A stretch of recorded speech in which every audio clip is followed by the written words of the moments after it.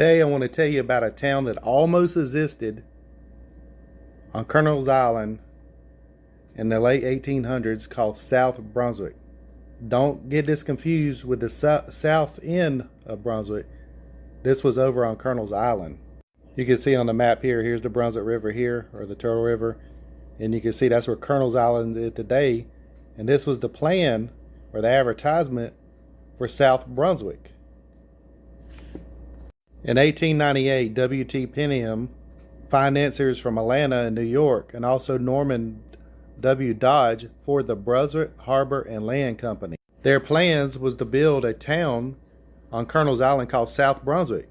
Not the same as the south end of Brunswick. This was on Colonel's Island, on the western side of Oglethorpe Bay of Brunswick Harbor. This was supposed to have a 7,000-foot deep water frontage. And this is what the terminal was supposed to look like on Colonel's Island, or South Brunswick as it was going to be called.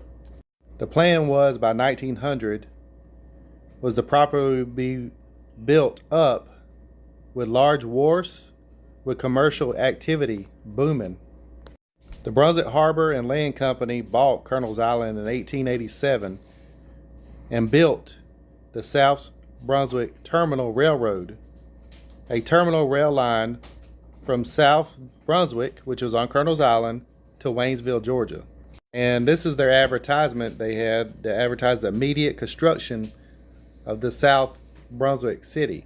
And you can see here the plans they had right here on the river.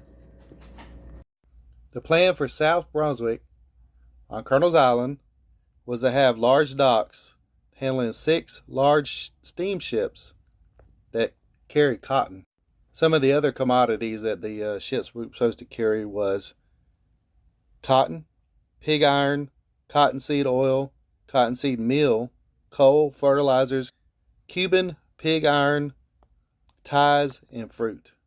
Due to financial conditions and a decline in the cotton stock market in Georgia, the project of South Brunswick was abandoned in the 1890s. Colonel's Island passed through the hands of many families. The Georgia Ports Authority bought Colonel's Island in 1962. Georgia Governor Ernest Vanderveer approved the plan to buy Colonel's Island for $1,100,000. The plan was to develop an industrial park with a deep water access, barge access, rails and rail amenities, and interstate access. The Georgia Ports Authority added on-site rails and a rail pit. The Georgia Ports Authority dredged 30 feet of an access channel so the large ships could come in. They also built a ship terminal, warehouses, modern ship loaders, a reclaiming system, and it was also called the Colonel's Island Bulk Facility.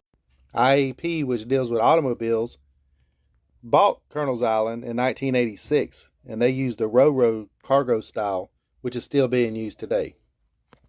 This is a video of Colonel's Island. You can access it from exit 29 or come from Highway 17 like you're going near Jekyll.